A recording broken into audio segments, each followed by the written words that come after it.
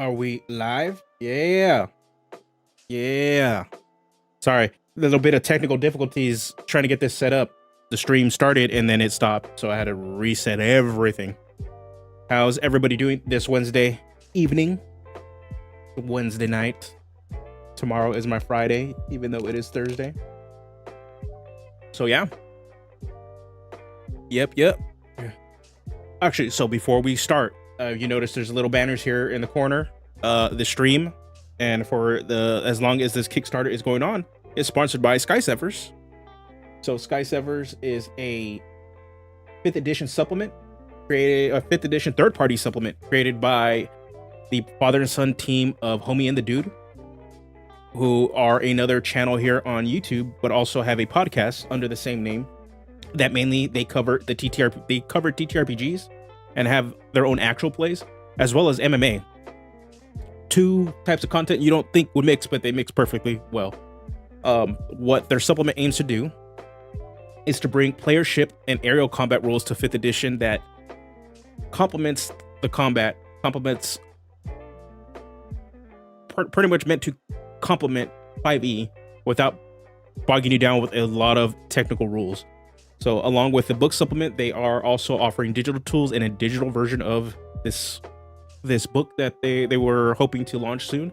But along with the book, a PDF and their book, they're going to have a digital tool, which don't know exactly what that entails yet from what they've told me. But it's a digital tool to help you run aerial combat at the table or in a digital virtual tabletop space. So follow the link below in the description. They're going to be launching soon, and pretty much follow the link, hit their notifications so that you know when it goes live. If this is something you're interested in, I know for those that play Eberron or play Spelljammer, they're not too happy with the official or lack of actual ship and aerial combat that's in 5e currently. This is probably something that's gonna be right up your alley, especially if you're playing in Eberron and Spelljammer, this is aiming for that kind of gameplay. So yeah, go check it out. There's a link in the description. So yeah, until the Kickstarter is running through, they're going to be sponsoring the streams and the video. So definitely go check them out. From what I've seen, the art is actually pretty awesome. And once I get the full official PDF, I'll go over it on stream and check it out. So yeah, without further ado, let's jump into some Luchador. So Luchador is officially silver. We are at over 101 sales so far, and as promised, if we hit silver, I'm going to do a bigger update. So my plan is to bring an update to the Luchador that's going to also give it enough pages to be print on demand. That's the goal. So what I have so far, I've sort of been able to work on stuff offline here and there and to kind of set this up. But I do want to point out, because unfortunately, for those that have the current PDF for the Luchador, which is the Unmasked update, this section is missing from Fuerte. It is an oversight. We accidentally removed it because compared to this master version that I'm working on and the PDF, in this version, it lists Fuerte improvements at different levels, and that's not in the PDF. So we accidentally removed it, thinking that the Fuerte improvement levels were actually in the document. So just so you know, it is wrong. That the 10th and 17th level upgrades should be there. As soon as Taryn gets back, I will hit him up again and see if we can get this fixed for you guys. Because yeah, big oversight. Accidentally nerfed one of the funner features in the class, so that is supposed to be there. So anyway, plan is to add some subclasses, more art, magic items, and NPC stat blocks, and maybe some more information. I'm still kind of going back and forth on this. Maybe some more information for other settings in 5e, but I don't know if it's going to be worth adding more to it, to be honest. I don't know if I want to tie more of this into WotC stuff, but yeah, I might expand, at least adding onto these sections just for the newer subclasses that are being added into the game for this subclass. So that might be what we're going to be aiming at. So where are we at? So offline, I was already working on one of the subclasses. I wanted to add a sort of elemental based subclass that was actually very inspired by Blanca from Street Fighter, but also add in a class that was very big on grappling. So this is the Mask of the Galvanic Grasp. That is the idea behind this one, that you're going to be grabbing people and shocking the hell out of them. So we have some base features that we're kind of working with right now, but I'm going to be honest, I'm not too keen on exactly what I have, because it is very much, I think it's overly damage focused. And I don't know if that does enough to give you like more play in the game. It is definitely leaning towards a style of Luchador, which is what I want, but I think it does it too much and it might be overtuned. So I might be wanting to add in other features that give you that flavor of being electrifying without also just, you know, stacking on, piling on damage, which the Luchador doesn't have it really too much of an issue with. So what is lo-fi? Green beat? Okay. So what I want to do, let's go over what I have actually worked on so far. We got the first feature is Energizing Grip. So when you reach 3rd level, you learn one of the following signature moves of your choice, which is armbar, chokehold, full Nelson, or leg lock. These are all grapple specific signature moves. It doesn't count against your number of Luchador signature moves known. When you start your turn grappling a single hostile creature, you generate 1 Lucha die. You gain additional Lucha die this way as 7th, 10th, and 1 more at 15th level. So this is to keep it on par with the other ways you generate Lucha die, which is the intention. Because based off how Lucha die work, if you're maintaining the grapple for any of these specific moves on the follow-up turns, since you're not really attacking, grappling, or shoving the creature, like actively doing the act, you will lose the Lucha die at the end of the turn. So this is meant to at least have a turn refresh that keeps up on it in order for you to maintain that grapple, as well as have a spendable Lucha die, because part of the stipulations for armbar, chokehold, full Nelson, or leg lock, in order to maintain it, you can spend Lucha die to continue to do damage while holding on to them. So it's to answer both of those things, which is kind of an oversight built into the Luchador as a base. So this is meant to kind of help facilitate that style of gameplay, especially for those that want to play more technical, grapply, MMA-esque luchas. All right, and the next feature is Static Shock. Your signature moves now deal lightning damage instead of bludgeoning. There was more to it. This is not finished. I forgot what I removed. I'm moving some stuff around, but I want you to be able to do lightning damage, because that's the whole point. I wanted you to do more lightning damage without just giving you a flat damage upgrade, or just like you're doing just additional damage, because Lucha die tend to kind of be able to stack on damage already, and it's unlike the fighter, or the ranger and the monk, those martial classes where their subclasses add extra damage to their abilities, to their pretty much the attack action. Lucha already does that as a base class with signature moves. So when it comes to actually building subclasses for this, I don't really look to actually add additional damage, at least in a traditional way, to their standard attack action. So what I aim to do, if I'm going to add damage to their class, it's going to be adding damage to other abilities, like let's see, like Relentless Dead. This is adds like pretty much an AoE damage effect in the Mask of the Grave Titan whenever you use the Doodle feature, which is a defensive feature.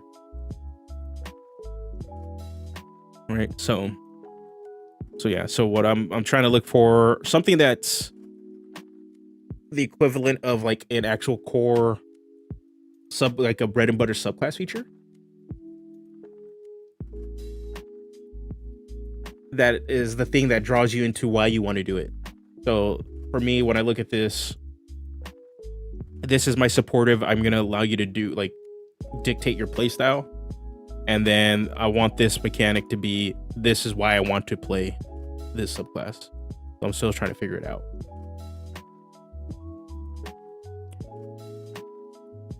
All right, we got Lightning Turnabout. We're at 6th level. This is going to be the Doodle feature. I'm still trying to figure out what I need this to be. Originally, it was going to allow you to just use Doodle and then as a part of that defensive action, grapple them. Make a grapple check and see if you can just grapple them. Excuse me. That was what I was attempting to do. I don't know if it's enough.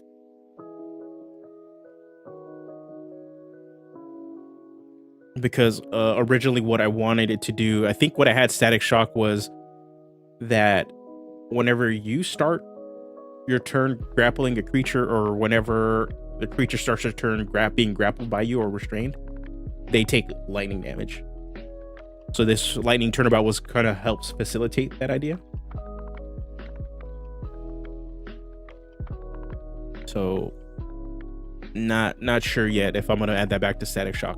Then we got Fully Charged, which is meant to be a sort of a combat upgrade that goes back to at least one of the first features at 3rd level. So this one says you do not lose Luchador at the end of your turn as long as you're grappling a single hostile creature.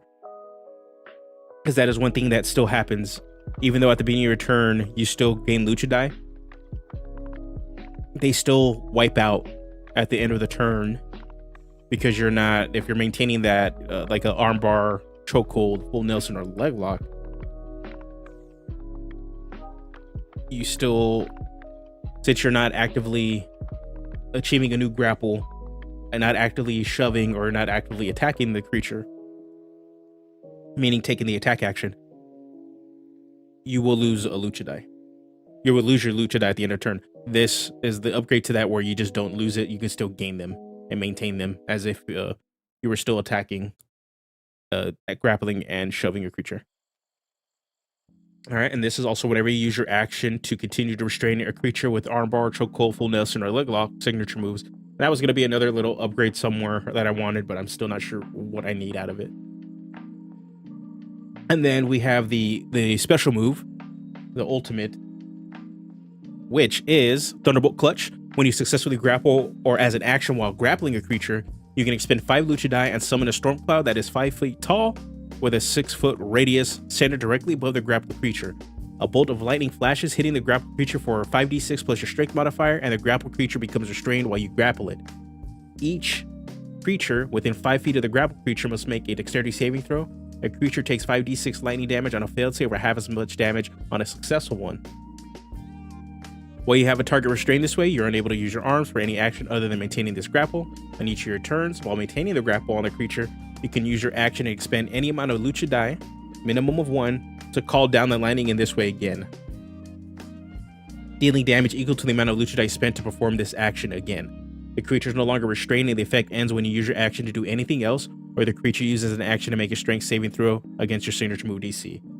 Yeah, so yeah, exactly what it is. It's the Pikachu Thunderbolt, or the Shazam, yelling Shazam, call down the lightning ability. That is what I wanted out of it.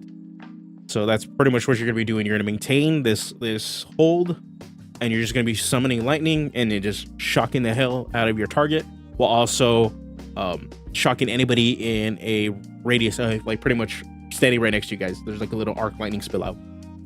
I still think it's super wordy because this is a big old chunky mechanic. I think there is a way to clean this up or make it cleaner, and maybe even simplify it. Maybe even getting rid of the AoE splash damage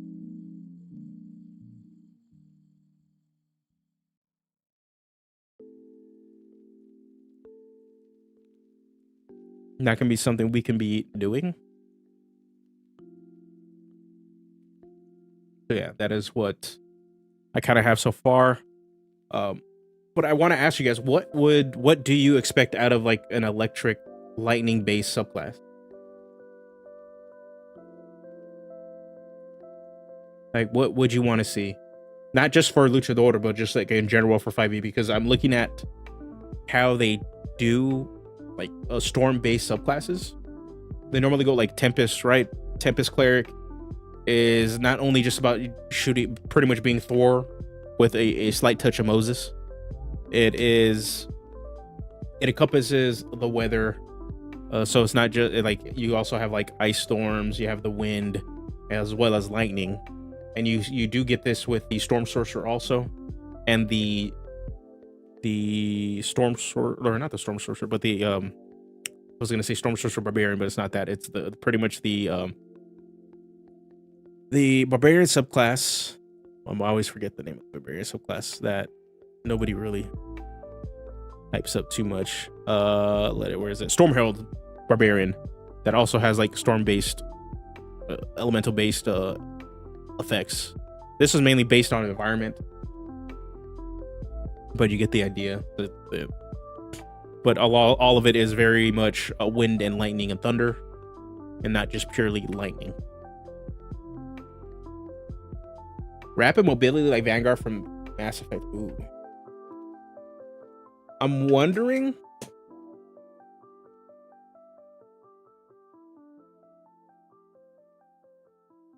Maybe that's something we can do with Static Shock.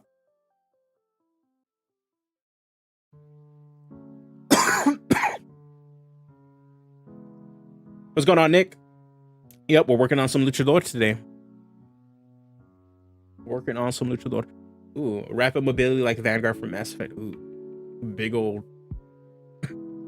I'm trying to remember. I think Vanguard was like one of the classes I mained in Mass Effect. I played that game so much I don't even remember which classes I used. But Vanguard was the one. Sorry, drinking my drink. Vanguard was the one that you were using biotics, right? Your biotics and military gear. Yeah, you spam charge. You're mainly a close up, like you wanting to use shotguns and using biotics to kind of like facilitate that. Yeah, very heavy melee. Yeah, I use that one a lot.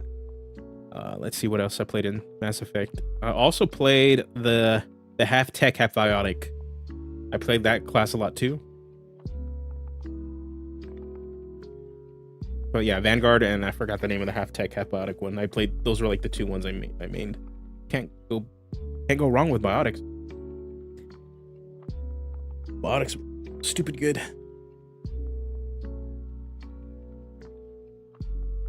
So maybe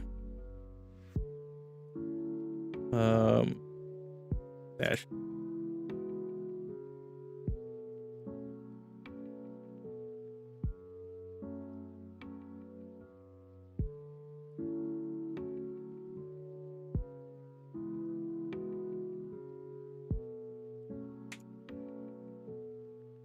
You can take the dash action as a bonus action. You use way.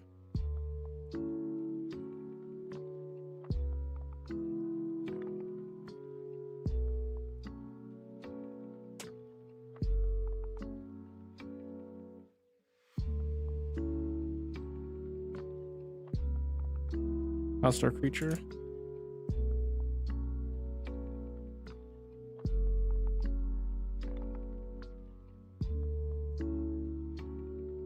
You can grapple it.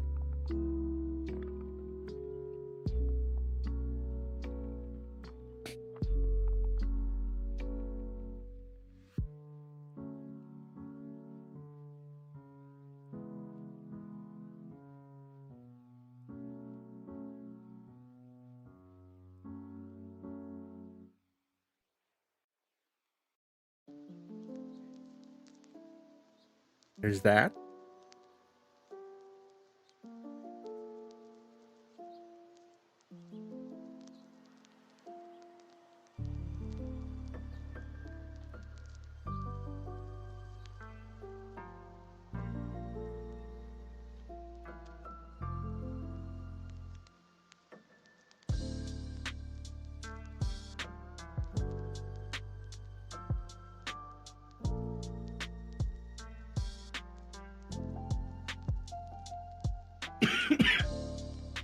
something like that if we want to have some sort of like mobility-esque thing going on with this. Let's see, what else can we do? Increase movement speed.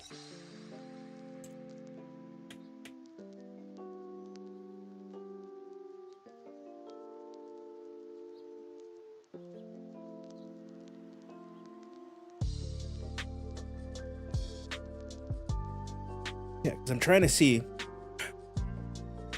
what this means.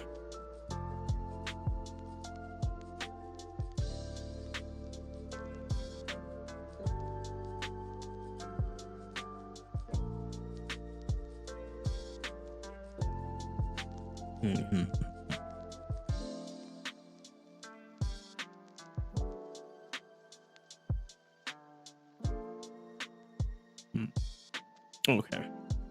Trying to think, but I don't want to get stun locked on this one too because it is one of those things. In terms of other subclasses, I still want to do Mask of the Twin Soul. This is meant to be the tag team inspired class. I'm not sure if I'm gonna go with like what sort of theming I want to do with this.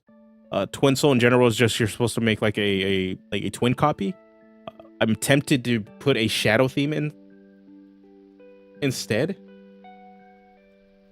Excuse me. To possibly have like your character play into the shadow, like actually say you're gonna be a luchador from the Shadowfell. Boom. You can do that too, or you can do some Peter Pan kind of stuff, and like your shadow fights with you too. That's kind of the intention. But I think shadow also kind of opens up maybe some sneaky, stealthy stuff too. That is not a JoJo reference. I don't watch JoJo. It just was like, this sounds cool. Like, hey, you're gonna be a double people. You're gonna use two people. That was kind of the idea. It's like there's two parts of yourself, and you're splitting them up because you're making a double.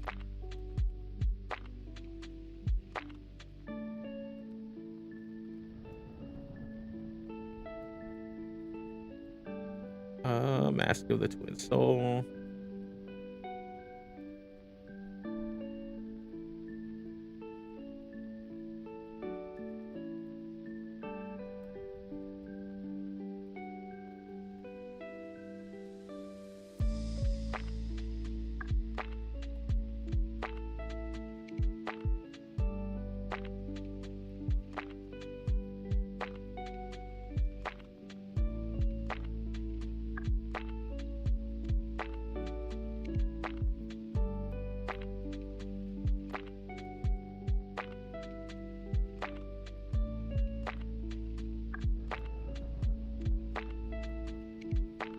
Yeah, maybe like do some pot, or maybe like time travel.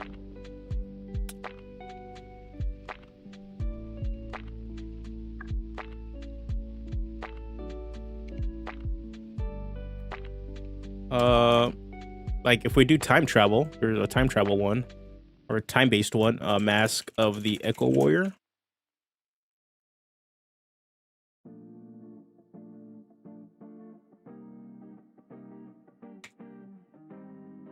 Maybe something like that. The time theme where you're messing with pretty much the only problem I have, it is going to kind of make people think of the Echo Knight because it's very much the same thing, and the mechanics I'm thinking is like you are summoning an echo of yourself. That's why I'm just like, maybe I shouldn't do that, at least with time.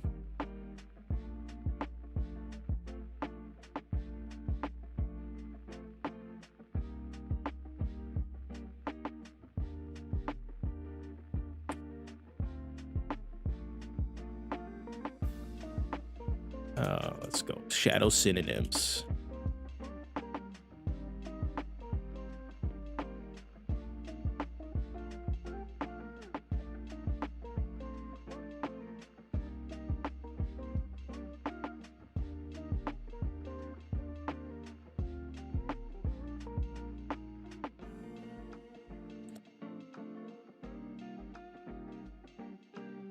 Oh, maybe. maybe. Ooh. I'm gonna. Okay, hold on. Maybe I should just keep that as the name. I forgot. There's a card in Magic the Gathering called Splinter Twin. It was from a deck that I used to run. It was in the modern format, which is like a more combo centric format. Unfortunately, that card is banned because it did dominate the format for a good chunk of time. But it was a combo deck where the way you won was you put the card on a creature, on a very specific creature. Let me pull it up. Yeah, Splinter Twin. Okay, so the whole, yeah, hold on. It's this card. So what you do, it's an enchantment card, and normally enchantment auras suck in competitive format in general, because it's a risk reward sort of situation. You put this on a creature, you're going to 2-for-1 yourself, because of depending on what kind of removal is so heavy in the format. But Splinter Twin and the shell it was wrapped in was so effective that you could protect the combo most of the time, and you can play it in a very tempo or aggressive controlling way, so that finally you could just pull out the combo, or you got one of those very sneaky wins where they have no way to interact with your board, and you just, turn 3, turn 4, boom, boom. The reason it works so well, because it was paired with Deceiver Exarch Splitters. Yeah, see, Deceiver Exarch Splitter Twin. See, it's these two cards together. Deceiver Exarch is a 1/4. It dodged a lot of removal, which tended to be anything that killed it like 3 defense. Most of the stuff was killed at 3 defense. Since it was a 1/4, it dodged a lot of removal at the time. And what it would do was you go infinite. You play Deceiver Exarch either at the end of their turn going into yours, since it has flash. Normally you would do that and shut down a color that would allow them to respond, because what Deceiver Exarch does, it taps and untaps permanents. So that would mean like mana resources, whatever. And then the next turn you'd follow up and play Splinter Twin, tap it, create a copy of itself. The copy comes in, you untap it, and tap and tap and untap and tap and untap and tap. And you make infinite copies of Deceiver Exarch, or just enough to kill your opponent with the amount of life they have, and you just have them all attack. It was pretty much an infinite combo where you create infinite amount of creatures. It was sick. Also, yeah, Nick, you're bringing up Kiki Jiki, pretty much my favorite Magic card. It is a goblin from the Kamigawa, the Japanese lore-inspired set, that does the same thing Splinter Twin does, but it costs 1 mana more. And what you would do is you would tap it, make a copy of Deceiver Exarch, the copy comes in, untaps Kiki Jiki, and you repeat it. So you had at least 5 copies of the same card, essentially, to do this combo. So now I'm thinking I might want to stick with Twin Soul, and then the core feature Splinter Twin. It's kind of sick, not gonna lie.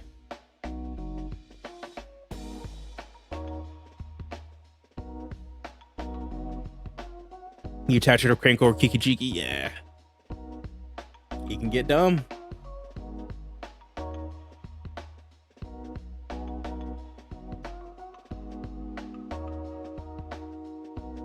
I think that's what we're gonna do. We're gonna stick with Twin Soul now.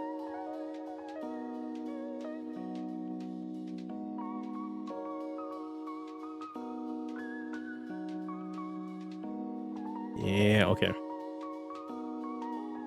So what do we want Splinter to do? Since this is also going to be, let's put our inspiration. You are the tag team. Team oriented.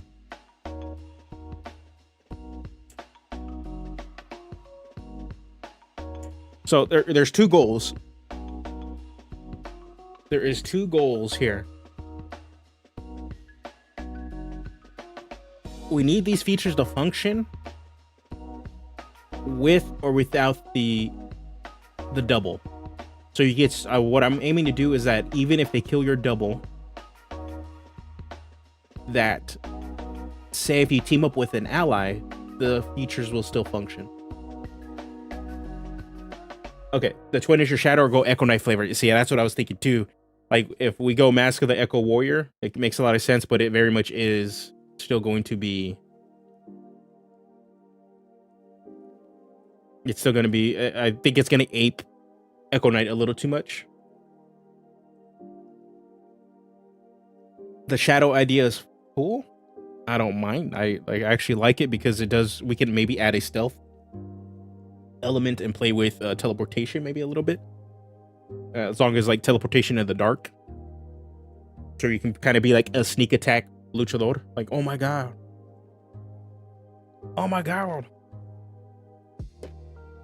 what's steel chair? Maybe we can do something like that.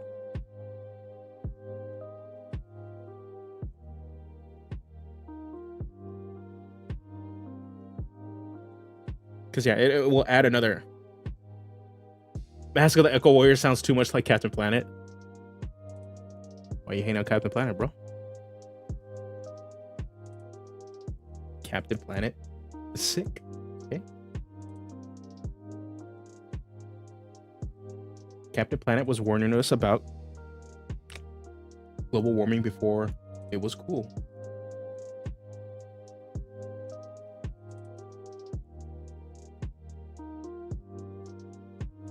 Hold on. There's a video game that now that you remind me, there was a video game that got shown off. Oh, Myth Force. Here it is. Let me see.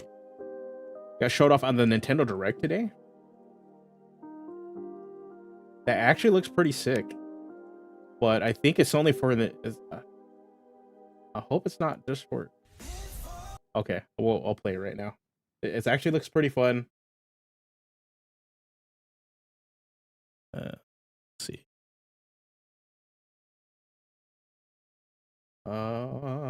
Let's change a little bit. What's going on, Krieg? Okay, so I saw this. This actually looks pretty sick. Make sure. Okay, browser. We gotta lower you, my man's. Okay.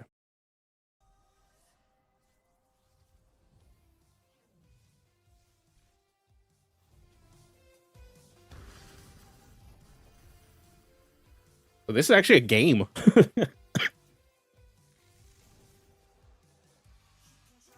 So hold on. Is there actual gameplay, or is this just the? Okay. Never mind. This is not actual gameplay. Let me play. Let me get some actual gameplay. Okay. So yeah, they showed this off at Nintendo's thing today. But I saw this. It kind of reminds me of like, yeah, a Saturday morning. Yeah, Saturday morning cartoon has the aesthetics, but also it seems like the gameplay of Borderlands.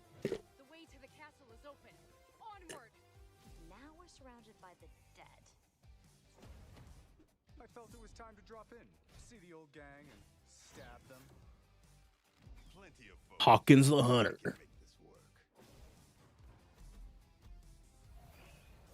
Yeah, I saw this. I'm like, this actually looks sick. Like, it looks fun. Dungeon delving. When I played Tiny Tina's the spin-off for Borderlands, it kind of reminds you of that. But Tiny Tina's did more focus on like TTRPG, D&D inspiration. Obviously, this is very much Saturday morning cartoon. I'm kind of hoping it comes to Steam and stuff, and not stays restricted to that it doesn't stay restricted to the Switch. All right. Okay. So, okay, we got Splinter Twin. Team oriented, more of a support lucha. Help.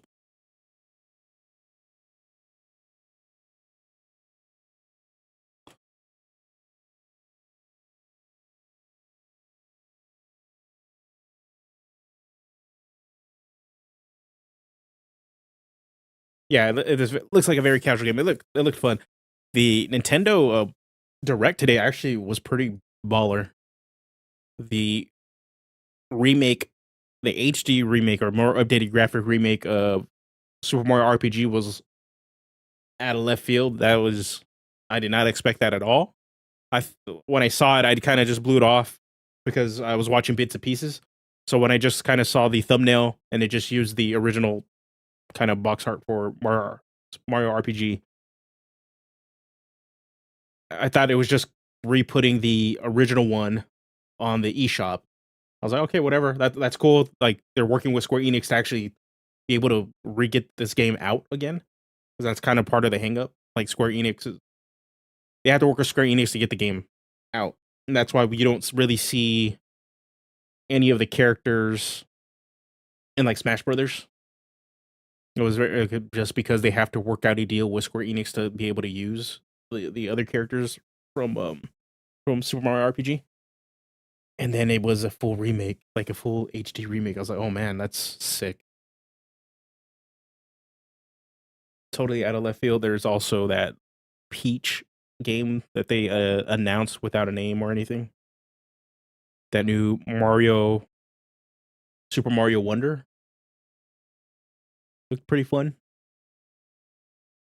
A lot of interesting, fun games, and then of course the Pokemon DLC. I still need to finish Pokemon. Maybe I'll do it on stream. Maybe.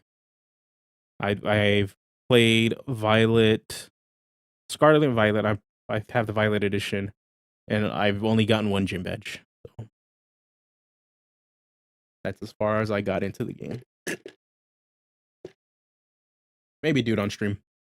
I know Final Fantasy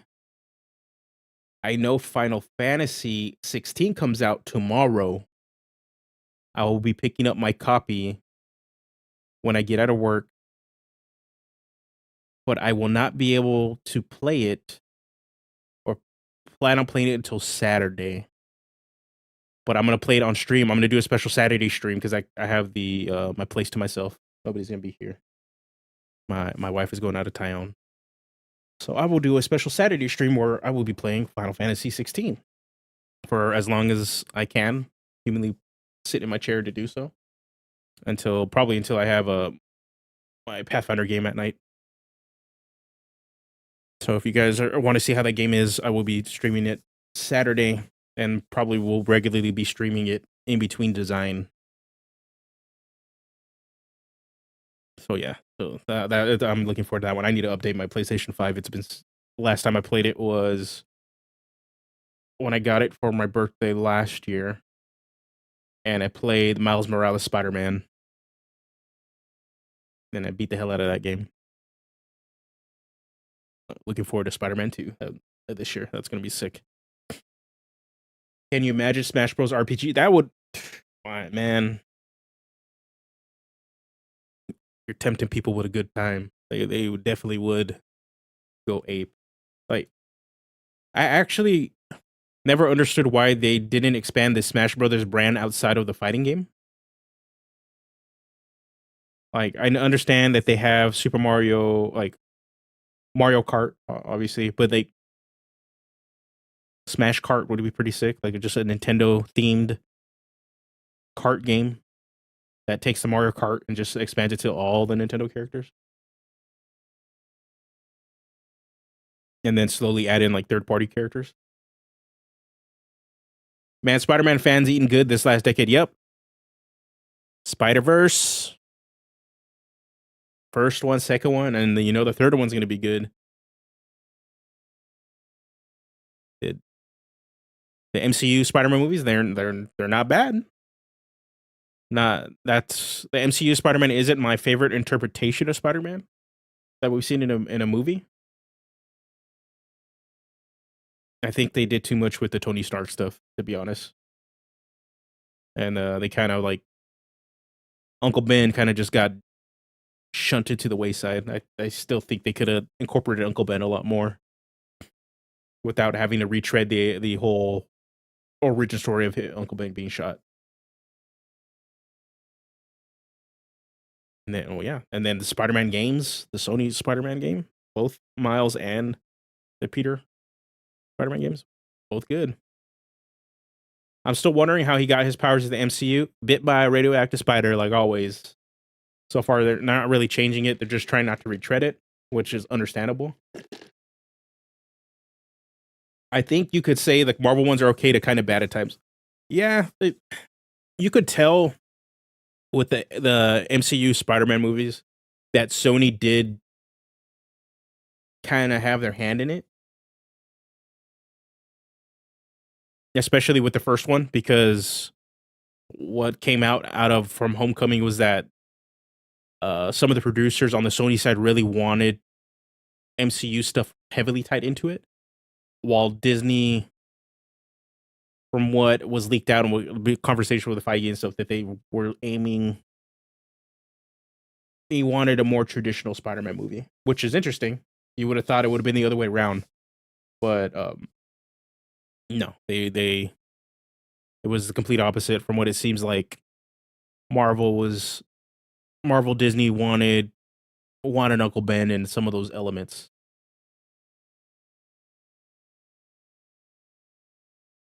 Yeah, but where did he get bit by the spider? Oscorp isn't in MCU. Yeah, I honestly have no idea. That's one of the things. That's one of those things I get them not wanting to retread old stuff, but at the same time, given Disney's and Marvel Studios' track record with adapting their comic book stories and the characters in a way that makes them approachable on film, they could have done some characters justice that were kind of thrown to the wayside. Like a different interpretation of Norman Osborn and the Green Goblin, in addition to another interpretation of Doc Ock, wouldn't upset anybody. But also, Spider-Man has so many like villains in his rogues gallery that I'm glad that they did go after Vulture and they did bring in Mysterio, because those are also, especially Mysterio. Mysterio is like one of like very visual effects heavy, very cool to see and cool to portray, even though he kind of like goes in and out as a villain in the Spider-Man comics so far. Alchemax or Stark Industries. If they introduce Alchemax in the MCU, people will lose their shit. Are you gonna do a Mask of the Hardcore Legend? I think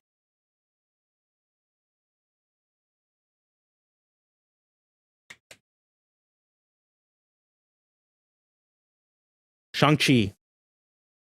If you don't think Shang-Chi is kick-ass, go read Hickman's run on Avengers World. That's all I'm telling you. Go read that. Shang-Chi does work.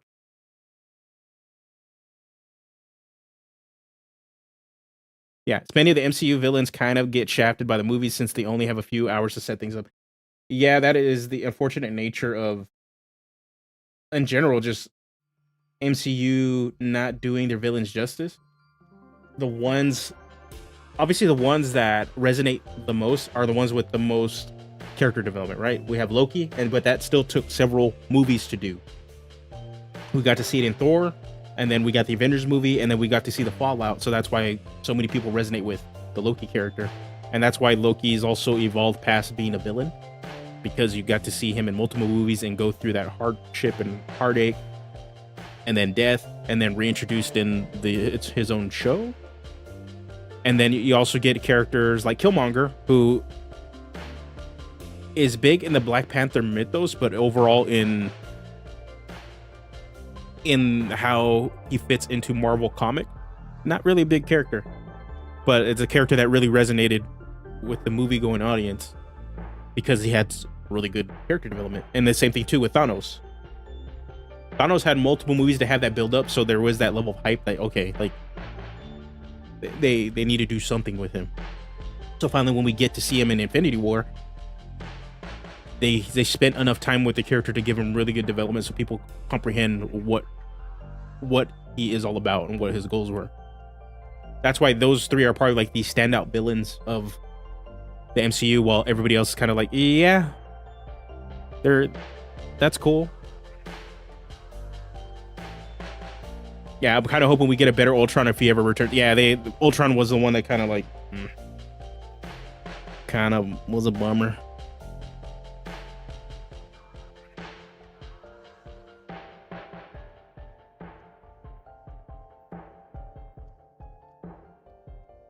Ooh, basically Shang-Chi versus the Marvel Universe. Yeah, like I'm glad. Here's the thing that's really good about the MCU: that they are taking characters that are either like considered not A-stringers, not very prominent in the comics, and then giving them a spotlight in the movies, or making them have films and bringing them up to prominence to where they are pop culture relevant. So that's why Shang-Chi, which was considered like a kind of a throwaway character, is now pop culture relevant and a staple within the nerd sphere, the geek sphere. Characters like the Black Panther had the makings of being a very A-list, top-tier character, but often wasn't in regards to the comics and stuff. Pretty much shown that the concept of Black Panther and the world that it inhabits can make a pretty badass movie and create a whole franchise around it. So like that's why I'm glad that we're gonna see a lot more obscure characters that couldn't hold their weight in just comics alone have their stories developed and adapted in other forms of media where they will shine. Make Onslaught the villain in the next phase. Oh, that'd be wicked. Onslaught would work if they take the time to really develop Xavier and Magneto, Professor X and Magneto. And I don't know how they're going to do that again, just because Patrick Stewart, like the Fox versions of those characters had so much development already and prominence in pop culture and visible to the movie-going audience. I don't know if they want to retread that, because if you really look at the X-Men franchise for Fox, the franchise mainly was Wolverine, Professor X, and Magneto. But if you look at the X-Men comics and you look at the X-Men cartoons, the X-Men team is a lot more prominent than Professor X and Magneto. Like if you look at the comics, like, okay, it's Wolverine, but then you have the X-Men team as a whole that are a lot more front and center versus how Professor X and Magneto are portrayed in the movies, even though they make very compelling movie characters. The Ultron from Avengers Earth's Mightiest Heroes was amazing. Yeah, the B-listers get a lot of development in the MCU, making them great. Yep. Oh, Avengers Earth's Mightiest Heroes is probably the Marvel's best cartoon they've ever developed and put out. And unfortunately, it had to get canceled for an MCU-inspired Avengers cartoon. Like, for those that aren't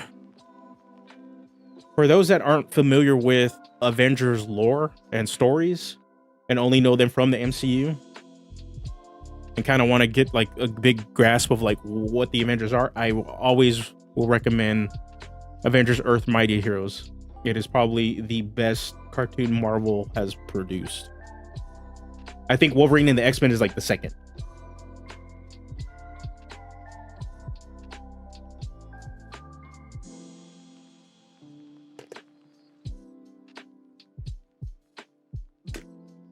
I put Cyclops as one of the main characters of the X-Men. Think he's been in every iteration of the team. Yep.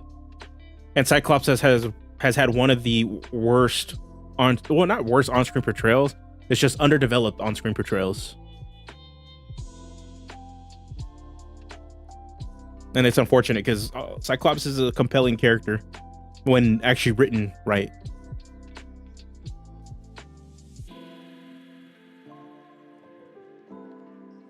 Just Wolverine gets a lot of play, man. Like, they really love them Wolverine.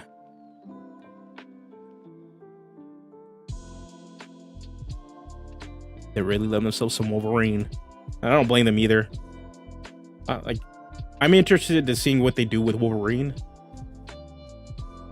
Like, simply because I want to see what kind of new adaptations they do with the character and how true to the comic they're gonna kind of stick with it,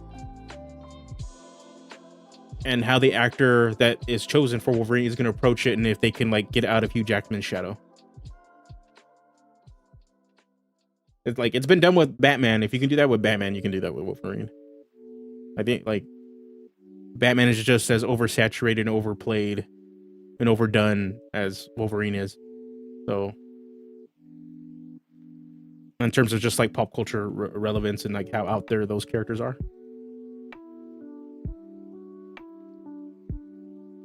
But yeah, I definitely would want to see a more developed Cyclops, a more prominent Jean Grey, Storm, like Beast. Trying to think like who else, like Rogue, Gambit, Iceman, Archangel, like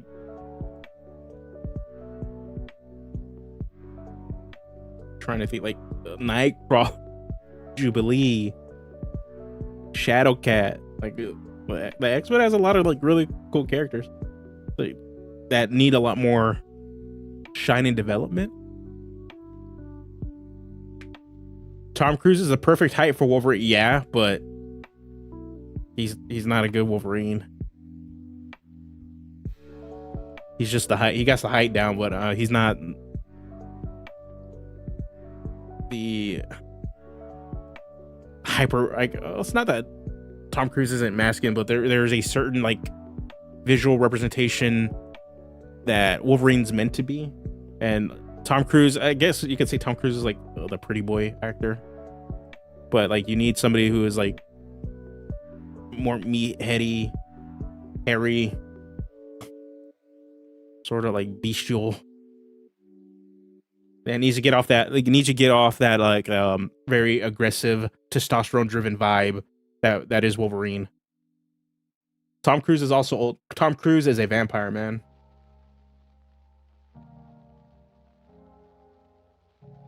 Let's get an actual Canadian to play Wolverine. That's true. That wouldn't be a bad idea.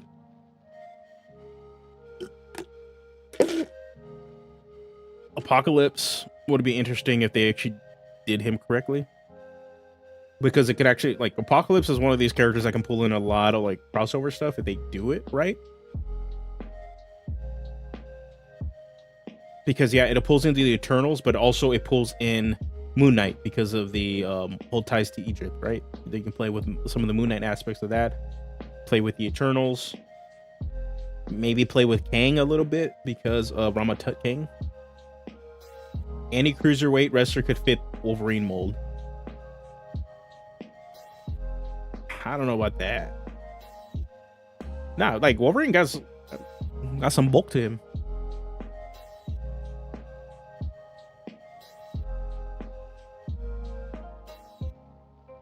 He needs like a kind of somebody who is like short and muscular. You gotta find a short, muscular Canadian.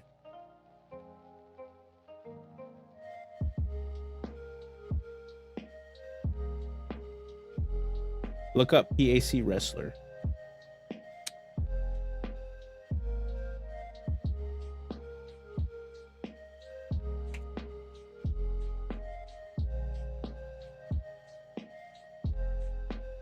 Okay, yeah, I can see it. Adrian Neville, PAC. Yeah, but okay, he's not necessarily like, doesn't look like a cruiserweight. That dude's yoked. He is yoked.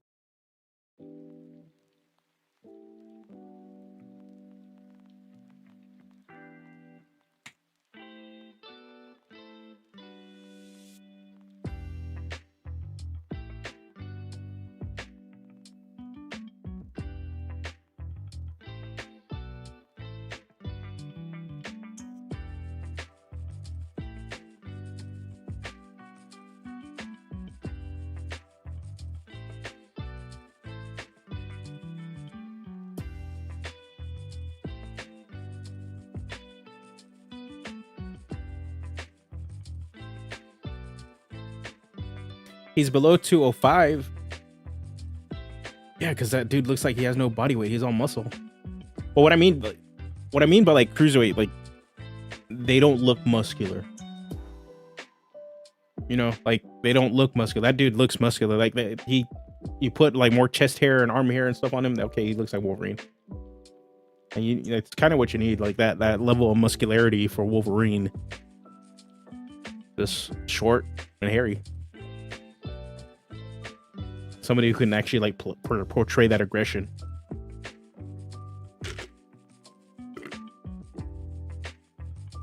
Mr. Sinister would be awesome.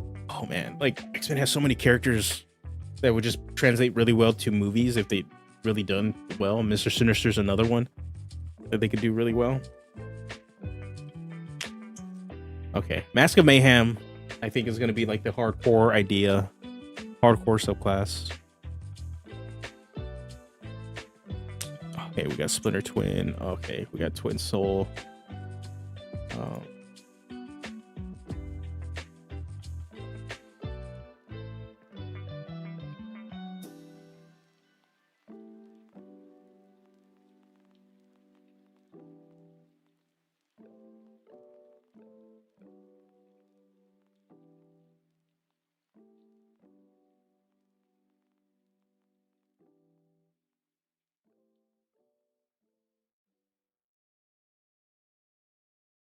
Just trying to find other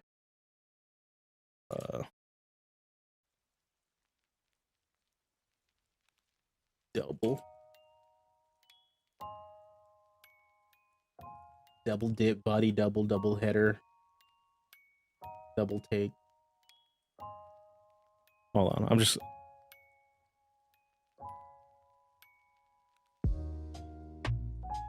we're just gonna get a feature name bank. I like doing this just to kind of like maybe help inspire features. Double take.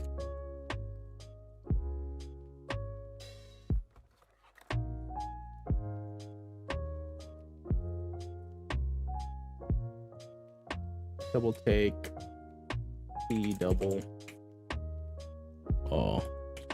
So we're using a lot of double right now. So give me a sec. Double cross. That's actually kind of sick. We do it right.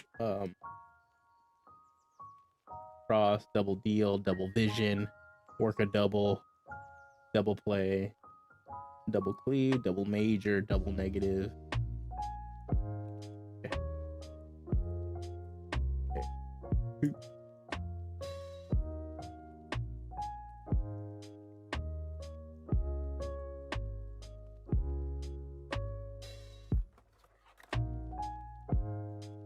If I was up to me, I'd use Mojo as a first movie villain. I don't know if they can do Mojo World though. I think it would be too weird as a first movie.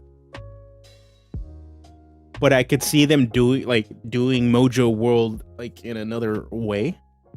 And setting up Mojo as like some sort of weird like ultra like maybe some sort of like mutant-esque TV exec that's trying to like run a network.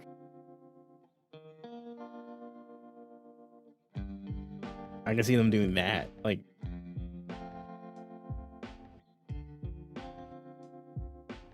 the Mojo World stuff, that'd be interesting. I could see that like as a Disney Plus show, to be honest, too.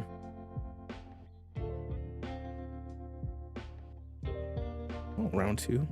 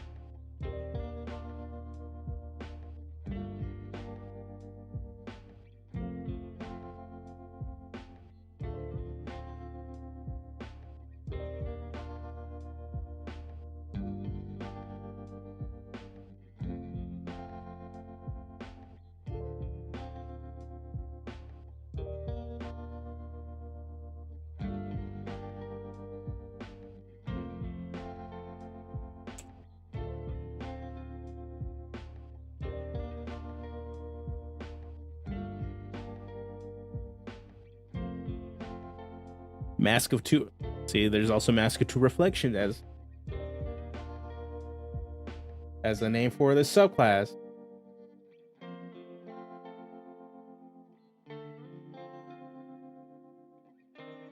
Mojo would be one of the best ways to get the X-Men into the ECU. Just have him show up with an army of variants trying to snatch heroes. Imagine a movie in the Savage Lands. Oh my god.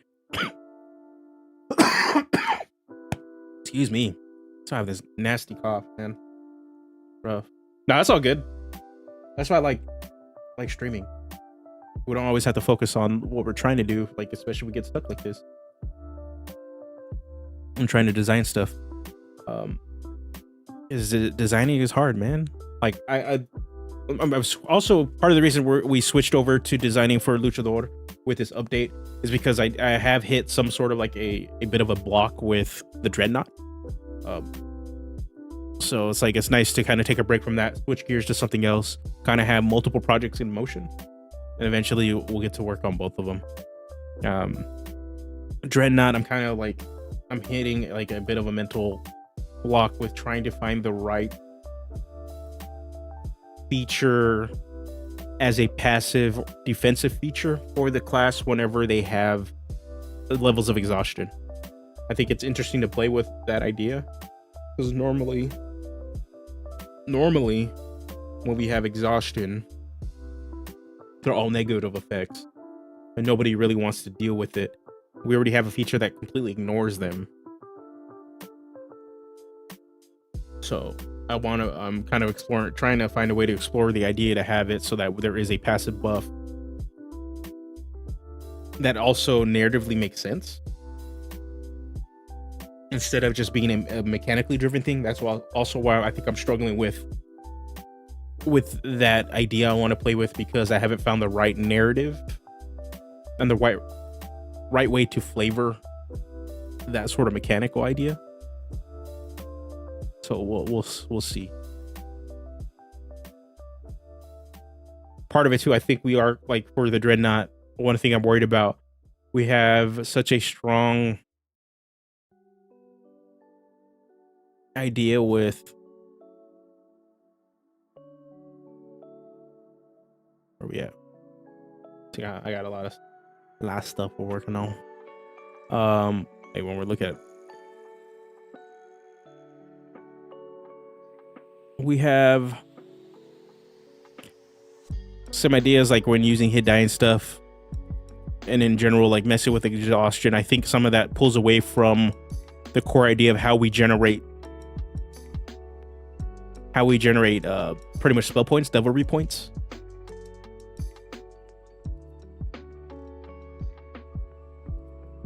So it's like part of me is like, okay, we have this cool way to generate points that really emphasizes like the role you want to be playing, but I think some of that exhaustion mechanics and playing with that kind of takes away from it, or we might have too many kind of like systems to be worried about, especially since how they generate spell points is very, very different and it's something you have to maintain.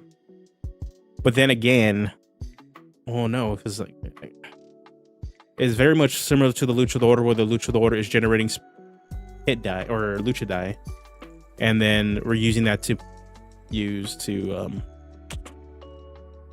do spell-like features, which are signature moves. And that is very much the same thing, and that is like the core identity of it. And I feel maybe adding an element of, even if it's a passive idea of even if it's like some sort of passive buff for exhaustion,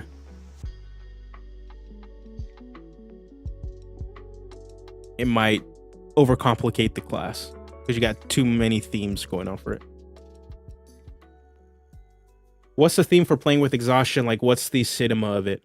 So the general idea that I'm kind of looking at it is like you're giving up a piece of your life force to pretty much channel forbidden magic to help you go full on anime Omega style and just beat up your enemies. So a lot of it, like you're going to use that, your bit of your life force to give you power, but that life force, that using that comes at a cost, which results in using hit die, but eventually that should cost you exhaustion. Like, eventually builds up exhaustion. That's the idea right now.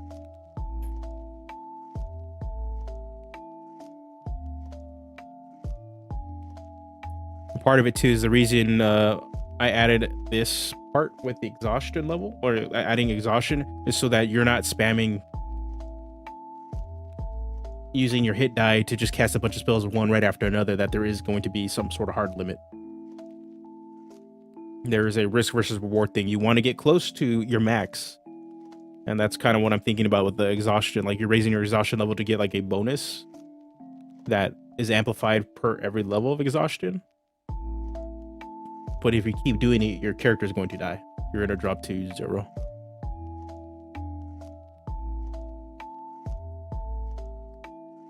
So I think that might, for me, that might be a thing where I might just not play with that, because, and maybe just add that as a variant rule if we want to play like a hardcore mode with the class. So, but that's why I haven't really found being tired and draining yourself becomes a benefit.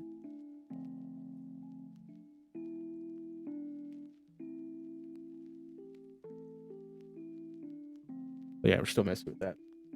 Oh, also shared by, I wanted to actually look at this too today. So, we'll get back to Luchador right now. Shared today in the server. If you guys are not in the Dungeoneers Pack server, you guys can always join and hang out and talk. We're pretty much active mostly in the mornings, because that's when everybody's awake. And since I'm on the West Coast, I'm pretty much one of the only ones up late at night. But we're pretty active. And then Daryl, Drunken Yoda, shared that they announced the pre-order and gave us some information regarding Phandelver and below the Shattered Obelisk. So yeah. So from what it looks like, this is like, I guess, this year's big adventure book that they're supposed to be pulling out. But as we kind of looked in, like, I started reading it, there's some things that are a little bit concerning with this. So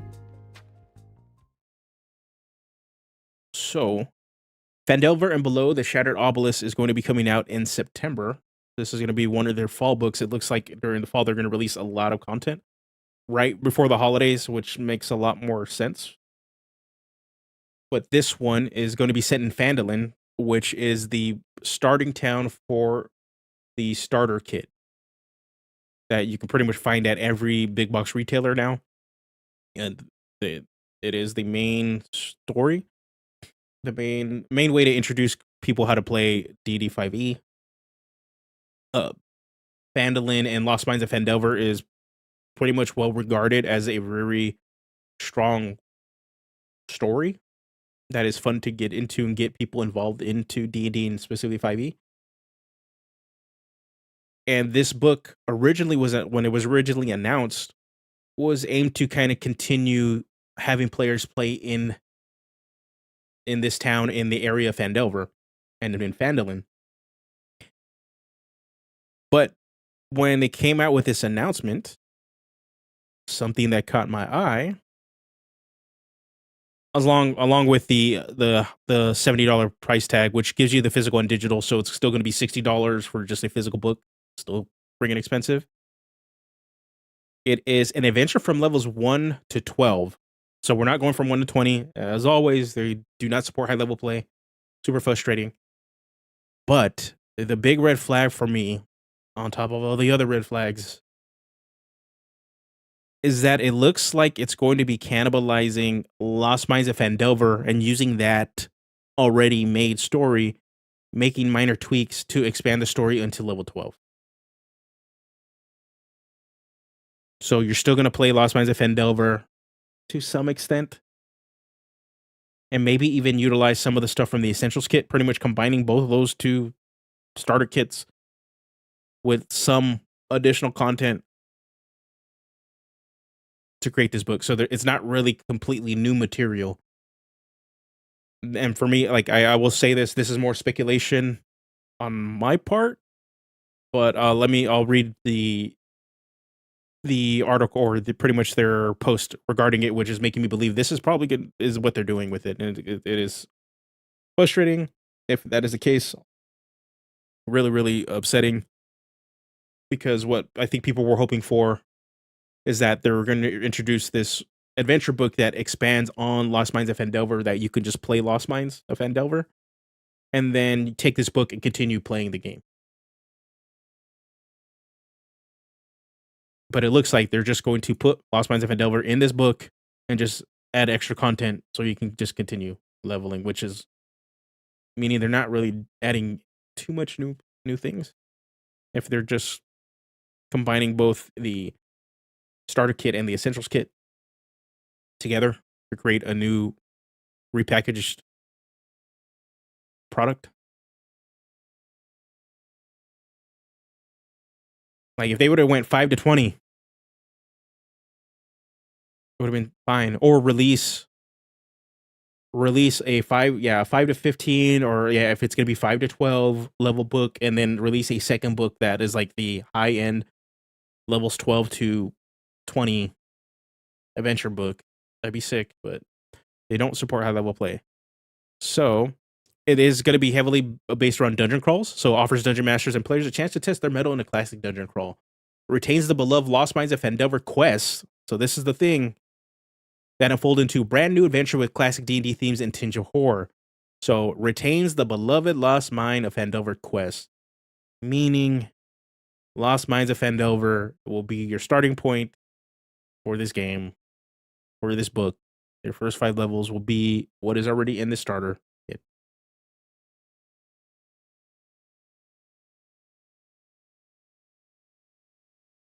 Which sucks. People want new material. I get, okay. I get why they're doing this, because it's one of those things you might not want to force people to buy the starter kit to feel like they have to play this book, right? Understandably. So put the Lost Mines of Phandelver quests and put all that stuff in this book to get people from playing levels 1 and then play any new material that comes in afterwards. Okay. But isn't Lost Mines wasn't Lost, or is it still free online, the story? I know they released Lost Mines of Phandelver online for free at some point. I'm not sure if it's still free.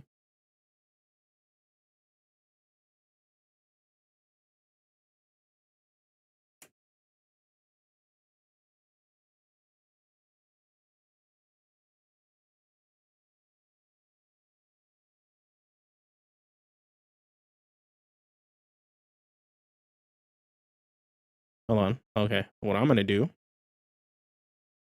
Give me a sec. We're gonna. I want to. We're gonna see something.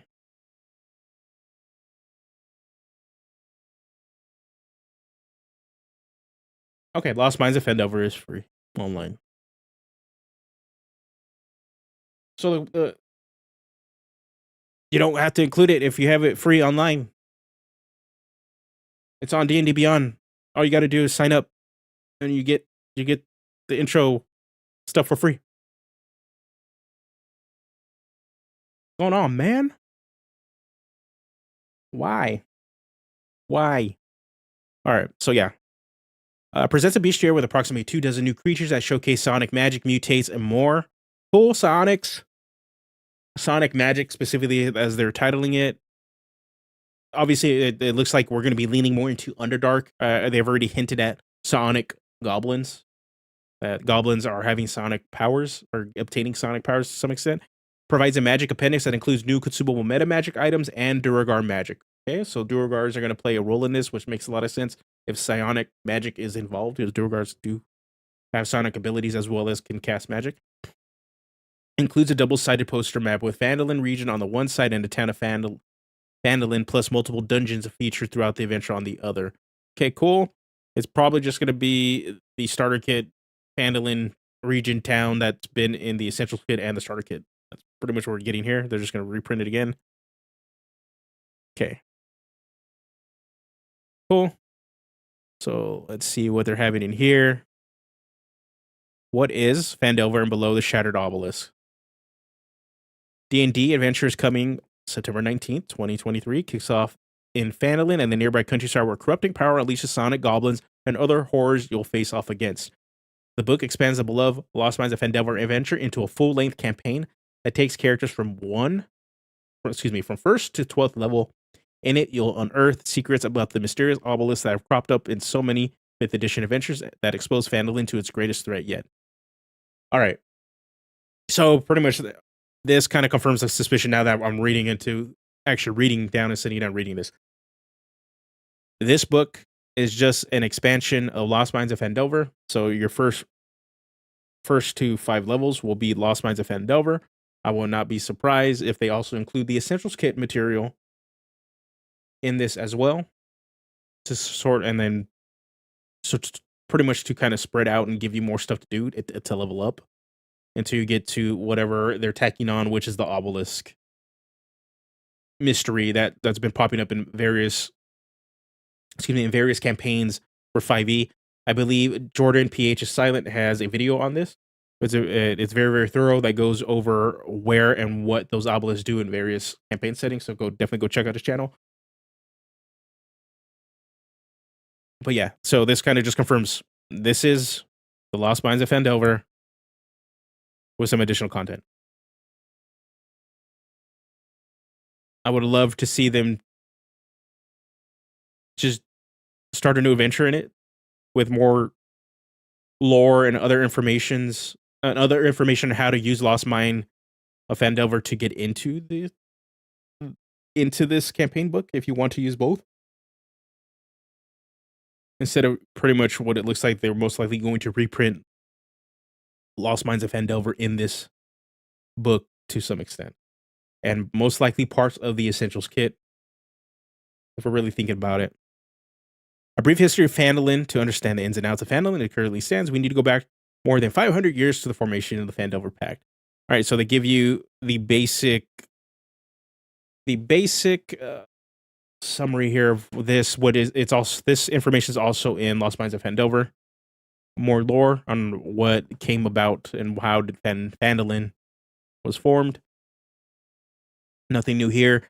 This is probably the map they're going to reprint that is in the starter kit. It is in the Essentials Kit, and it's definitely going to be in this book. But Adventurers' destinations near Phandalin, Wave Echo Cave, which is a major focal point in Lost Mines of Phandelver. Cragmaw Castle is another one. Icespire Hold is from the Essentials Kit.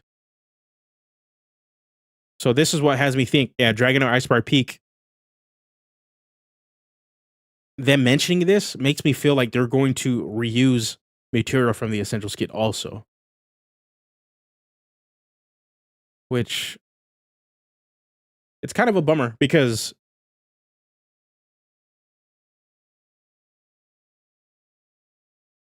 when people are going to be paying $60 for these books, they want new material.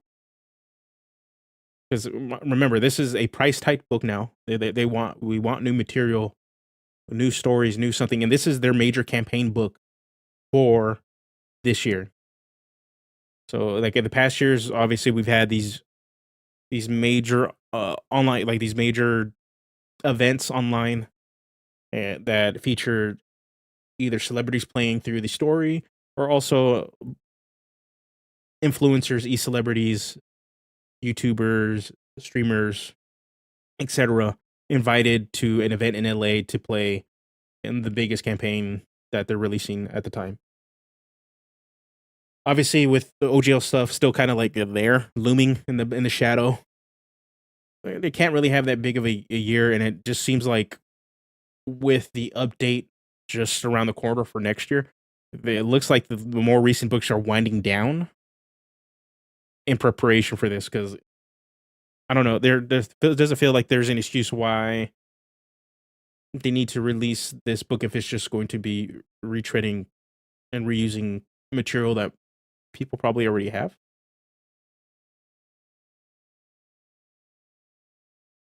And it's kind of a bummer.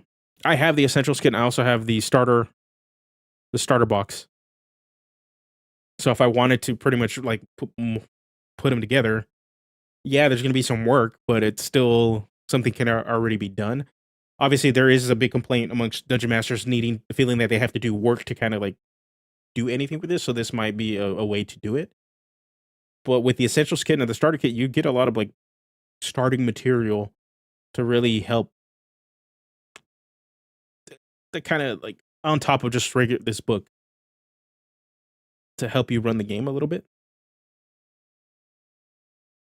I don't know, man. This is especially you're paying $60. I think that's what's bugging me the most. Like, let's see, it's because you're paying $60 for a book that it's going to have old material that people have already talked about. You most likely have yourself. Okay, so I'm gonna see the pricing on the essentials kit right now. Okay, so the essentials kit on Amazon on Amazon. I'm gonna save you guys some money. You guys are gonna skip this book. You guys are gonna skip this book, okay? $17 on Amazon. You can buy the essentials kit, and then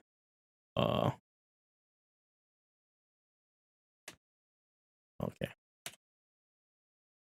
starter set for 5e with Lost Mines of Vandelver. Okay, let's see. You can probably get it for like $16 also. Hold on.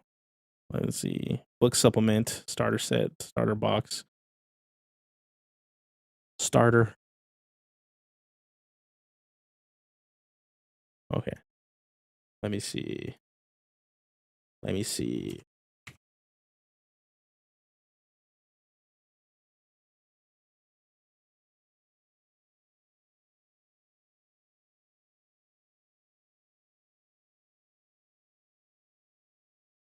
Okay. So, well, I'm going to pull it up right now. What?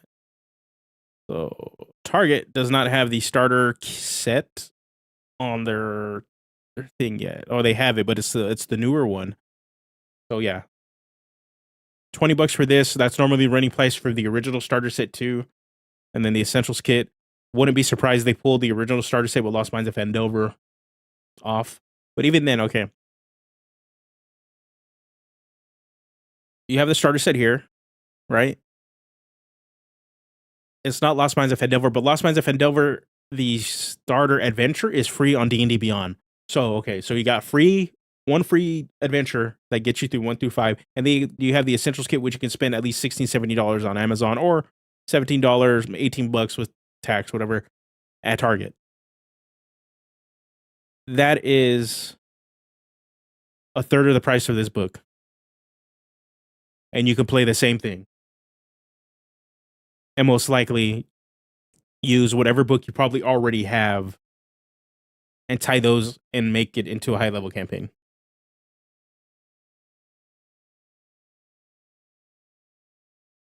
That is a bummer, man. Save your money.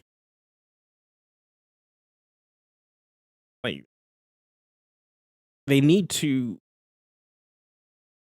whatever new content they're adding, pretty much from levels 6, hopefully, excuse me, 6 to 12, needs to be really, really good to really beat out the price point that they have for their other Vandalin material that is most likely going to be repurposed in this book.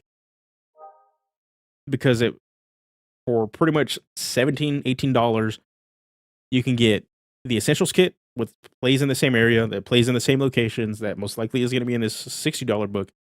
And then you can get Lost Mines of Vandelver for free on D&D Beyond.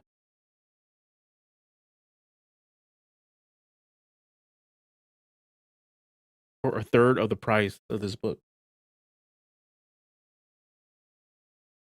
They need whatever material needs to be that good. And unfortunately, based off of what they've been releasing as of late, it's been their official content has been poorly received because it's not well done. Spelljammer was a huge disappointment. I'm not a fan in general of Planescape as the setting, or I'm not a fan because I'm not super familiar with it. But there's people that are, and they really love Planescape, and it's getting the same treatment down to a T as Spelljammer. And for me, I'm worried for those fans of that setting that they're not gonna get what's what's being promised at all, and then and just what they deserve for something they love. So that's why, and it just worries me that this book is gonna be this book specifically is gonna be more of the same. The thing is too is like I am disappointed with it because we can look at the alternate cover for this is actually pretty sick. Oh, let's see if I can just pull it up. Alternate cover is actually pretty sick for this.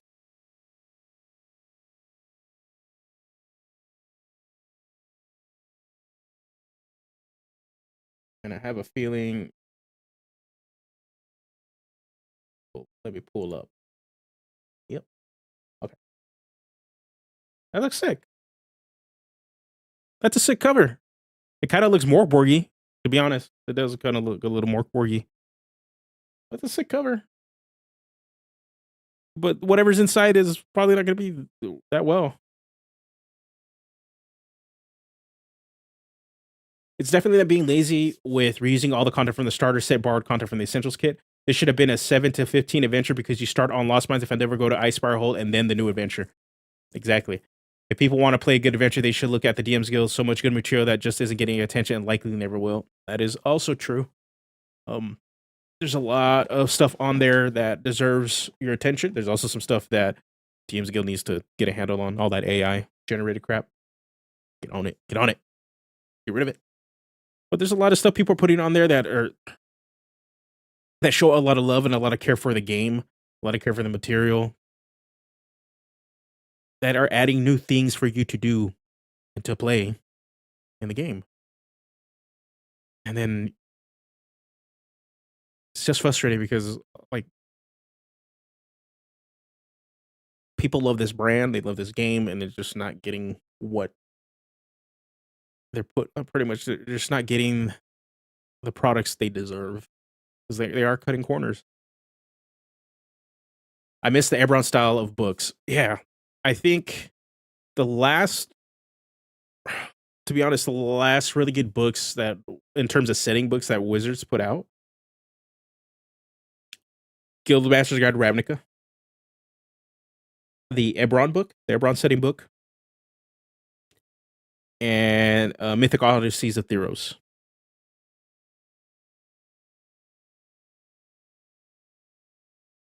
Any setting book that's came out after that have been pretty subpar.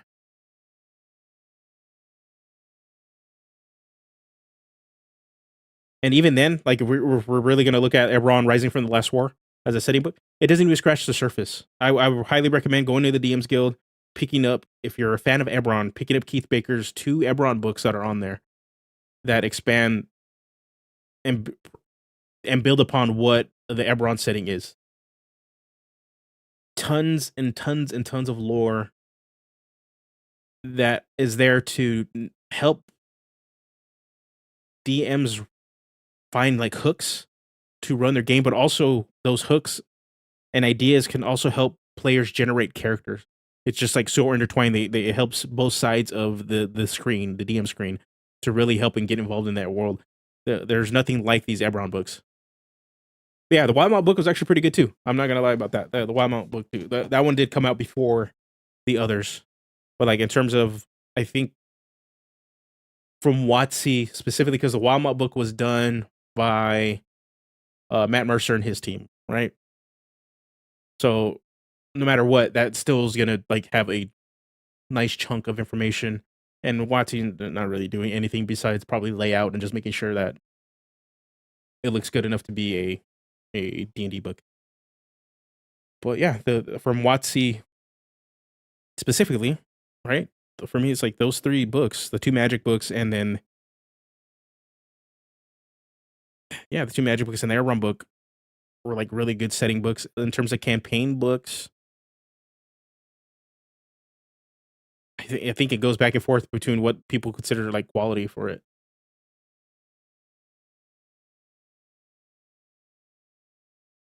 So yeah, I don't know. It's very, very disappointing. Like it just really feels like this is kind of like the stopgap the lame duck session of 5e until this update comes out, and then you're probably going to get like probably a book, the Vecna book, right? The Vecna adventure, which is going to be like maybe the turning point where they start doing like higher quality stuff again, where they put more emphasis on it. I have a feeling that's what's kind of going on.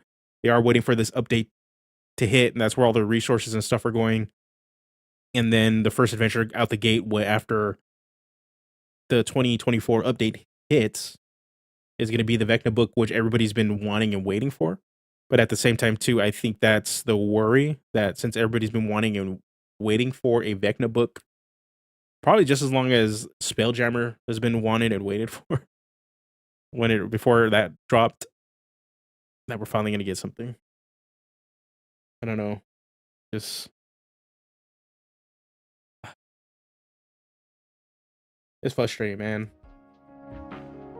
It's frustrating. I think people really want to do stuff with this game, and even me as a person that 5e is always gonna be like, not so much always gonna be the focus of the channel. I will say that, but it is. It was, and it is, and it will always be the starting point for this channel. And I want it to succeed because I like the system. Oh man, it's so frustrating when the company behind the game is like not trying to just not trying to throw punches all the time, and just put out banger after banger. I think they ran out of steam around the 5 to 7 year mark of 5e's existence. Honestly, I don't even know what it is, because I don't really know the internal workings of how Wizards of the Coast is. I don't know what they're really doing with the design team. I don't know if it's because Mike Morrow's leaving or being kind of like pushed away because of the drama surrounding his involvement with Zach S. and his harassment. That is why the quality of the design isn't up to par for a lot of people's standards, or it just isn't engaging and exciting, and there isn't material being brought that is exciting in franchise players of all things. And that's the big thing. It's not exciting to enfranchise players. It might excite newer players that have not experienced some of the more higher quality 5e material that they put out. But for those of us that are heavily into 5e, it does feel like a bummer. Is a Vecna adventure going to be the cause of another edition change? Nope. They are not going to change. They're not going to rebrand the edition. Not going to be any of that. I'll explain it again why they're not going to do that.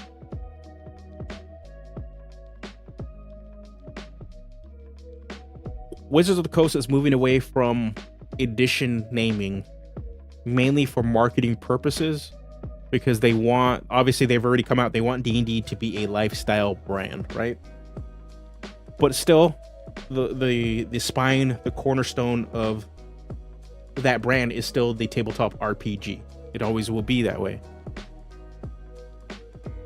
But in order to sell people on the idea of playing a game, it is very hard to tell people, go get 3rd edition, go get 5th edition, especially if they're going to constantly like change rules and update them, etc. Confusing newer players, normal people that are not very familiar with how this game is, and tell them, oh yeah, you need to get the 6th edition book. We're no longer playing 5th edition. It's very confusing to a consumer. So what is happening? We're probably going to be, D&D is going to change into a living game, a living system. And it's very easier to market it and say, oh, you want to go play D&D? Go buy the D&D book. And I think that is a hang up that the TTRPG fan base, D&D fan base, who is so used to just edition changes for the game, that whenever they see any sort of massive rule change, they're like, oh, it's a new edition, we gotta label it something else. And I don't think that is going to be a thing with D&D anymore. I think as long as 5e is continuing to be successful, that won't be a thing. Will that change maybe in 10 years? Probably. Gonna be honest, it probably will change in 10 years if whatever changes that they introduce, because they probably will introduce more changes within that time that alter the rules a little bit, that people will say, oh, it's a new edition, and until that shine wears off, then maybe you'll see a 6th edition. Actually, they'll return back to the branding, but I don't think they plan on doing that, just because how much easier it is to just straight up say, go play D&D. Doesn't matter what edition it is. They don't have to label editions anymore. They want D&D to kind of be a monopoly, the game Monopoly, the Candyland, etc. Like, it's just a game, and that the rules don't change anymore. Or if they didn't make changes, it's going to be through erratas and stuff over time that they can always just reference online. It's very much a marketing center to get D&D to what they want it to be. And I think the TTRPG fan base are so used to edition changes and just latching onto the idea that when you change the rules that it's going to be that. They just don't want to let go of that. And I don't think, and for me, somebody who's pretty much was introduced into D&D and to TRPGs through 5e, I don't always think the edition naming branding convention is a hill to die on and something that's needed all the time. Especially if those changes that you're making to the edition don't drastically, or like to the game, don't drastically change the game enough to how it's played. I get that. I meant this feels like the meta excuse they use for 3.5 to 4e rule changes when Vecna resets the cosmos by attacking Sigil.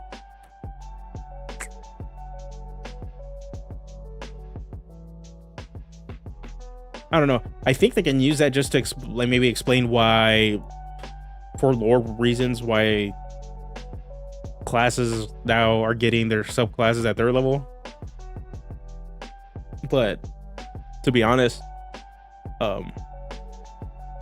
lore is what you make it. And I know that there is a subsection of the fan base that really needs official lore and official rulings, and everything needs to be official, so they feel like, okay, it makes a lot of sense. But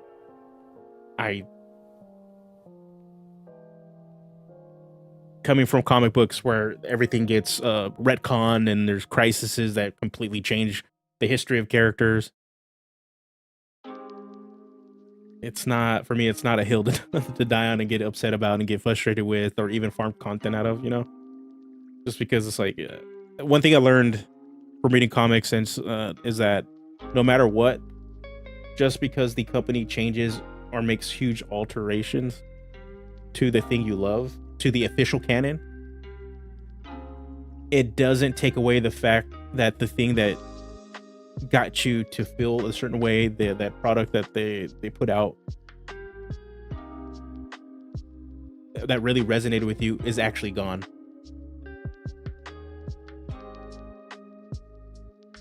Like the story, like especially like Batman, I don't know how many times Batman's a retcon, like those stories are still infinite. They're still there. Just because they're not quote unquote official doesn't mean that you didn't read it, you didn't feel the way you did, you didn't see that piece of media and didn't get attached to it the way it was. So like retcons and stuff doesn't matter, like they don't matter.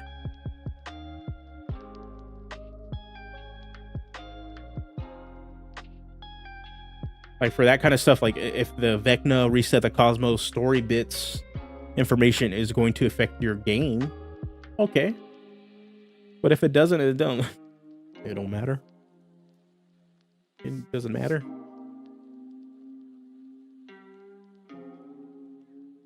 Like right now, my group is playing in Eberron, but we're using Pathfinder.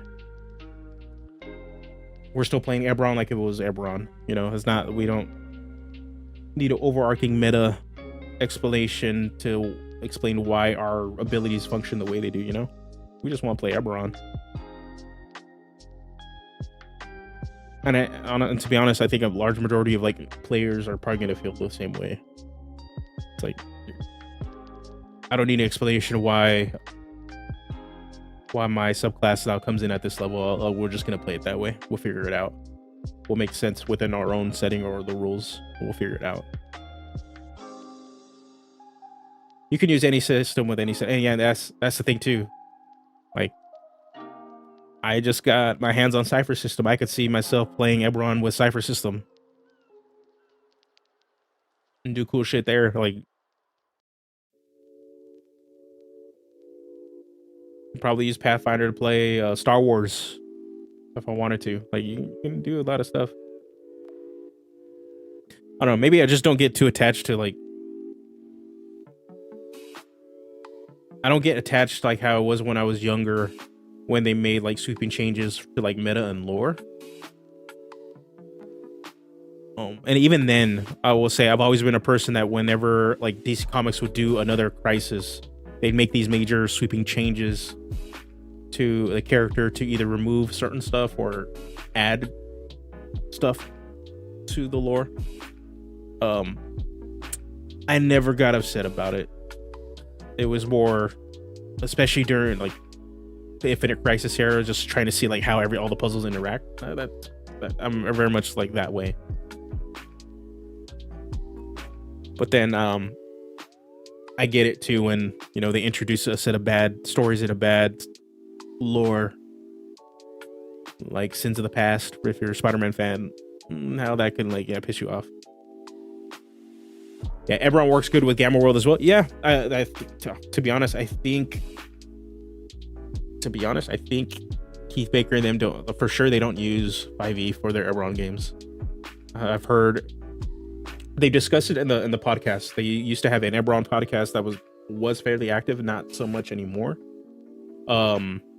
Manifest Zone, really, if you're into Eberron, is probably one of the best resources you can have for the setting, especially if you're really trying to get into the setting.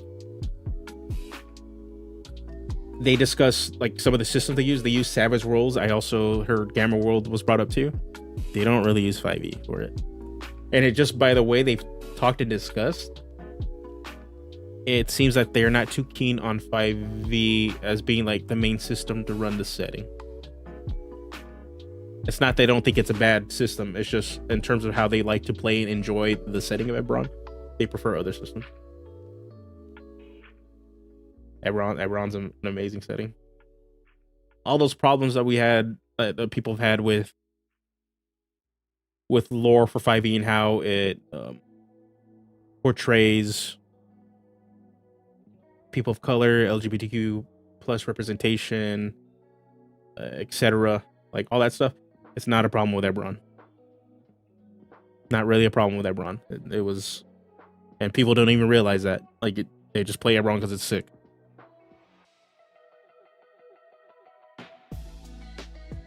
Yeah, Keith Patreon and also Dragon, or the Keith Baker blog, but it's like the articles are called Dragon Shards.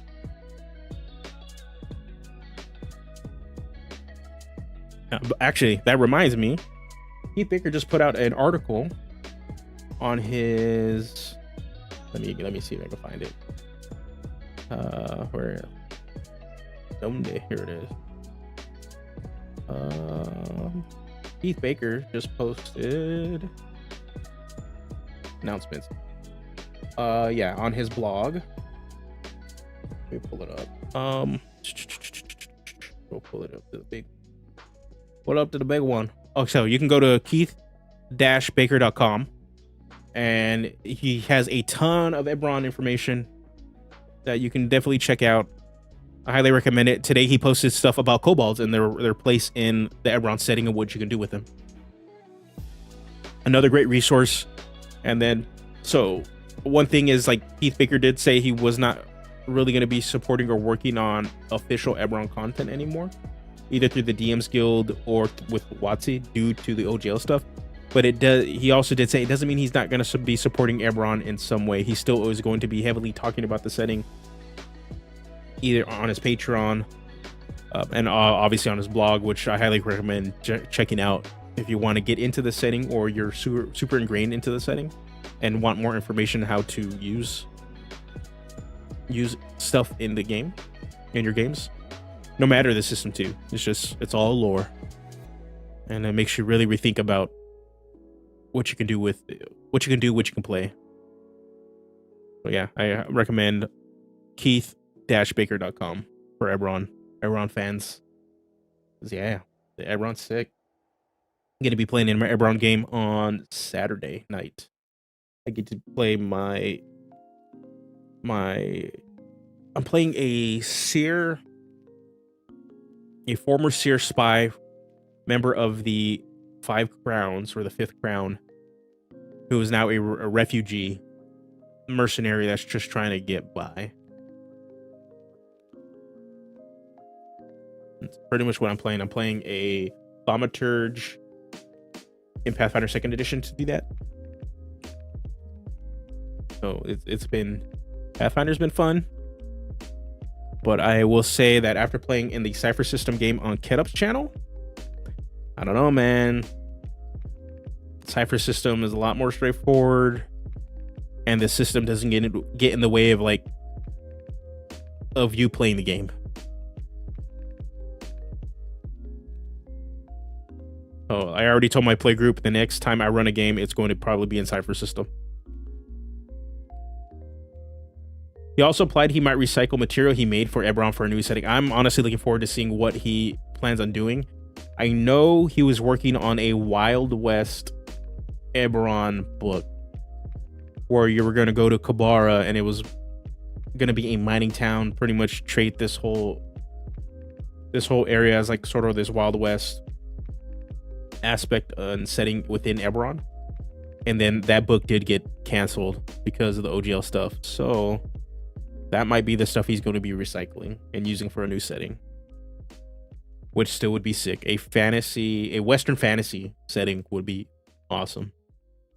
We can all play Red Dead, but with elves and dwarves and halflings. That'd be fun. That'd be sick. All right. So yeah, it's already gonna be 9 o'clock. This is the plan. So I'm gonna be streaming Saturday. We'll be playing Final Fantasy. It's gonna be a gaming stream. You guys want to come and hang out, and we're gonna be playing Final Fantasy 16. We're gonna be doing the story, just hanging out, playing as long as I can. So there's gonna be that, and then on Sunday I will be back to stream, and we'll be doing some more design stuff. And if we get stuck, we probably will be playing Final Fantasy 16. Gonna be honest, probably will be doing that if we get stuck. I know I didn't get really much anything done, but I did want to really show off what we're doing with Mask of the Galvanic Grasp. So did want to show that off to everybody. If people got suggestions, want to see Luchador stuff, or maybe you got some suggestions for Dreadnought, or you want to see other kind of design content, or want to show off design content, go to the Dungeoneers Pack Discord. I love having people joining in and talking and discussing and sharing their ideas, no matter if it's for Pathfinder, 5e, anything, to be honest. I got people in there showing characters, just showing off the character art, because they're commissioning cool ass pictures of their characters, and it's awesome. I know we got some designers in there too. Drunken Yoda, he's in there, sharing stuff regarding his upcoming class, the Commander. And then I know Phil Kearney's in there, and there's some other content creators too that pop in every so often. You guys kind of just want to go and hang out in a chill spot, go ahead. Just come in and hang out. And so yeah, Saturday I will be back playing some Final Fantasy 16. Sunday we'll be back with some design. And again, I want to just give another shout out to the sponsor for this stream and upcoming videos and more streams, Sky Zephyrs. For those that didn't catch it at the beginning of the stream, Sky Zephyrs is an upcoming third-party 5th edition product by the father and son team, Homie and the Dude, who mainly cover TTRPGs and MMA content. So definitely go check them out. You can find them here on YouTube. They also have a podcast by the same name. and they have various actual plays that you can go watch for their D&D content. And also, I caught some other stuff. They interview MMA fighters after their fights, and some of the events that are in their area. What Sky Ciphers is, it is a supplement meant to give accessible ship and aerial combat rules to 5e that work well within the combat system, but also is not meant to bog down play in any way or shape or form. It will be released in digital and a physical book on the Kickstarter if the Kickstarter funds, as well as they plan on having a digital tool to help those run their system and their game or the supplement at the table or in a virtual tabletop space. So again, you can support them in the link in the description. The link lets them know that I'm sending you over there to them. You can click on it now, and you can click on the notification when the Kickstarter actually launches. So yeah, and then once the stuff launches and everything's out, I will be sharing the supplement and showcasing it, and probably have a couple streams on there as well. So yeah, there is that.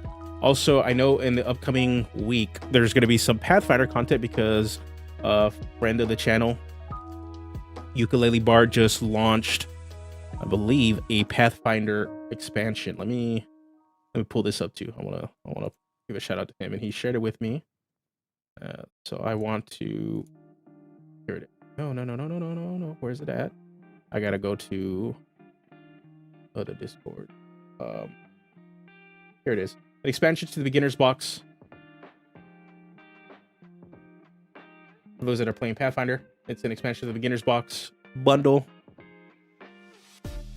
So I'm going to be eventually going into this, and it's meant to expand on the beginner's box or the base box. You try to get into the Pathfinder, I highly recommend picking up the beginner's box, and then Ukulele Bard has worked on an expansion of this box. So not this week, but next weekend, because I need some time to actually sit down and read through the material. We'll be doing a stream on it. I want to talk with it. I will talk with him first to see if it's cool if I share it. Because yeah, the beginner's box was sick, and any sort of work to expand on it and to continue to playing that stuff is always going to be helpful for newer players that are trying to get into the system. So yeah, that is that. Might pop in to watch. Got to see when my buddy's new Dragonlance campaign starts. Oh, sick. Yeah, Dragonlance. I don't know. I couldn't get into the setting, but also it's because I don't know. It just seems like fantasy settings tend to all bleed the same unless they have some sort of like different spin on what fantasy is. Excuse me. I'm dying. That's why I like stuff like Eberron or even the Magic the Gathering settings that take fantasy and do their own spin on it, which is fun. But I hope you have fun with your Dragonlance game. I know there's like people in the space in the community that are actually big fans of it or grew up on the books. I was unfortunately I didn't actually get into fantasy until much later. I was much more of a superhero guy growing up, and that's probably what I'm going to be playing to in the Cypher system. To be honest, I'm going to try a superhero game. Maybe run a Marvel game for my play group. So yeah. So again, I'll see you guys Saturday. We'll be playing Final Fantasy 16. Don't know what time. I'm probably gonna eat.